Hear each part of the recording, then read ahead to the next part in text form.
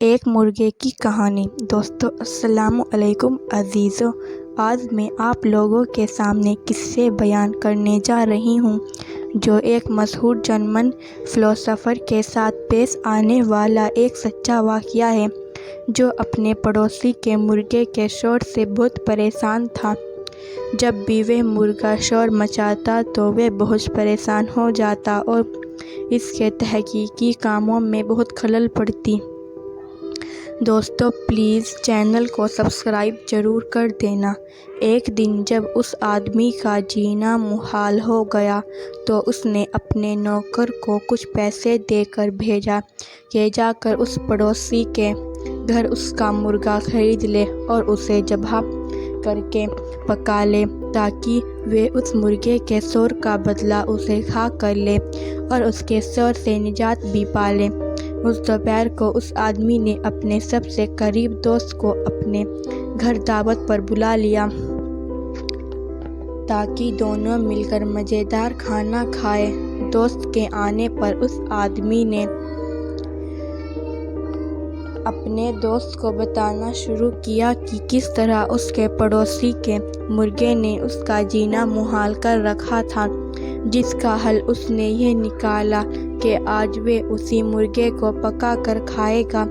گزرے تو بس کچھ ہی گھنٹے ہیں لیکن مجھے بہت سکون مل رہا ہے،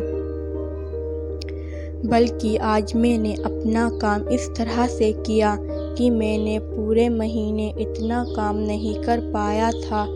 ابھی وہ آدمی اور اس کا دوست بیٹھے ہی یہ بات ہی کر رہے تھے کہ اس کا نوکر کھانا لے کر اس کے کمرے میں داخل ہوا اور اس کے نوکر سے اس آدمی سے کہا کہ جناب اعلیٰ، میں نے اس پڑوسی کے مرغا خریدنے کی بہت کوشش کی لیکن وہ بے چینی سے انکار کرتا رہا، اس لیے میں بازار جا کر ایک دوسرا مرغا خرید لایا اور آپ کے لیے پکایا۔ ابھی اس آدمی نے حیرت سے اس کی باتیں سنی اور غور کیا کہ اس نے سنا کہ ابھی وہ مرغا خوب زور شور سے اذانیں دے رہا تھا۔ میرے محترم عزیزو، کسی نے اس قصے پر تبصرہ کرتے ہوئے کہا کہ میں نے جب اس آدمی کے تبصرے پر غور کیا تو یہ نتیجہ ارج کیا کہ یہ شخص اس مرغے سے بہت پریشان تھا کیونکہ وہ مرغا شور مچاتا تھا۔ پھر ایک دم سے ہی یہ شخص بہت خوش بھی ہو گیا، حالانکہ یہ مرغا ابھی بھی زندہ تھا اور حالات اور واقعات پر بھی کوئی تبدیلی نہیں آئی تھی۔ گویا تبدیلی خود انسان کے اندر پیدا کرنی پڑتی ہے۔ یہ انسان کی اندرونی کیفیت ہی تھی جس نے اس آدمی کو اس مرغے سے پریشان کر رکھا تھا، اور پھر وہی انسان کیفیت ہی تھی جس نے اسے خوش کر دیا تھا۔ یہ خوشی خود ہمارے ہاتھوں میں ہی ہے تو کیوں ہم اسے دوسروں سے مانگتے پھرتے ہیں؟ اور اگر یہ خوشی اتنی قریب ہوتی ہے تو پھر کیوں ہم اسے اپنے آپ سے دور کر رہے ہوتے ہیں؟ ہم مرغے کو صرف اس لیے ذبح کر دینا چاہتے ہیں کہ ہم اس کے شور سے نجات پا سکیں۔ اگر اس مرغے کو ذبح کرنے کے بعد اس کی جگہ اور مرغے آ گئے تو پھر ہم کیا کریں گے؟ کیونکہ یہ دنیا ایسے کروڑوں مرغوں سے بھری پڑی ہے، کیا یہ اچھا ہوگا کہ ہم اس مرغے کو ہی اپنے دماغ سے اتار کر پھینک دیں؟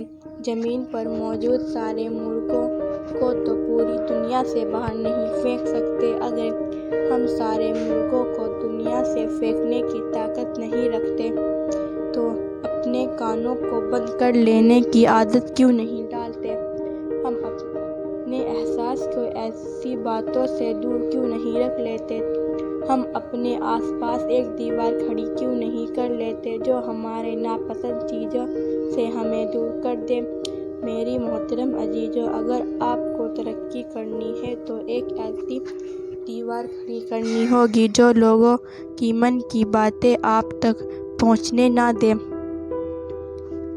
دنیا میں جتنی بھی کامیاب لوگ ہیں انہوں نے اپنے آس پاس ایسی دیوار کھڑی کی ہوتی ہے جو ان تک لوگوں کے من کی باتیں ان تک پہنچنے نہیں دیتی۔ یہ لوگ وہ بالکل بھی پرواہ نہیں کرتے کہ لوگ ان کے بارے میں کیا سوچتے ہیں، لوگ ان کے بارے میں کیا باتیں کرتے ہیں یا لوگ ان کے بارے میں کیا سوچتے تھے۔ ان کو صرف اور صرف اپنے مقصد دکھائی دیتے ہیں۔ اگر آپ کو بھی ترقی کرنی ہے تو آپ کو لوگوں کی من کی باتوں کو اس سے دور کرنا ہوگا، کیونکہ وہ شخص کبھی بھی ترقی نہیں کر سکتا جس پر لوگوں کی باتیں اثر کرتی ہوں۔ امید کرتی ہوں کہ آپ لوگوں کو یہ کہانی پسند آئی ہو۔ پلیز چینل کو سبسکرائب اور لائک ضرور کریں۔ شکریہ۔